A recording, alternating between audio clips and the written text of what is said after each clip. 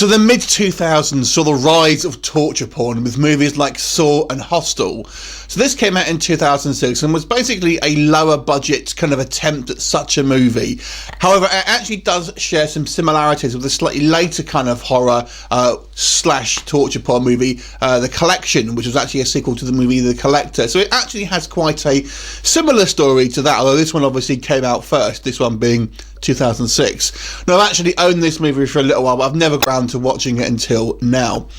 I have to be fairly kind of light on giving you a synopsis, so I don't want to give any spoilers. But essentially, it follows two burglars as they decide to break into a seemingly unoccupied house, and along the way they kind of find some weird stuff, and they stumble across a guy tied up to a mattress with a gag in his mouth, and it turns out this is actually home to a sort of serial killer with a sort of torture chamber and various kind of violent means to have his fun, essentially. Because they get wrapped up in this plot along with a sort of couple of other characters who are kind of introduced to.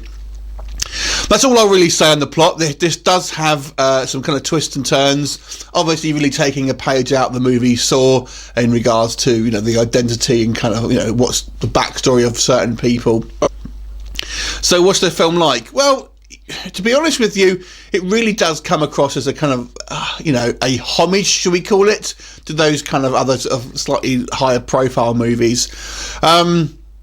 The actual torture scenes themselves are not nearly as graphic as you've probably seen in movies like the sort of Hostel movies or Saw. The idea of them is obviously still quite painful, but you never really sort of see too much on screen, so don't let the potentially graphic cover really kind of put you off, because you really don't sort of see that much. I mean, it's suggested the one guy gets basically sort of impaled through the arse, but you never see anything. You just kind of see his sort of reaction on his face as you can guess what's going on. So it's pretty much sort of stuff like that. You'll get a few throat slits and things like that, but that's kind of really the worst of it. I guess the signature thing here is to have this kind of big tube attached to the mouth and pouring stuff down the tube into the people's mouths. And this is kind of the signature torture of choice of this kind of the psychopath who is obviously the antagonist here. So this definitely has a low budget feel to it. The way it's shot, it feels a little bit more sort of claustrophobic. We don't really ever kind of get to see a properly good look at any of the sort of sets and things like that. The acting is all a little bit kind of low rent. The lighting, everything about this kind of movie is just a little bit on the sort of the cheaper side.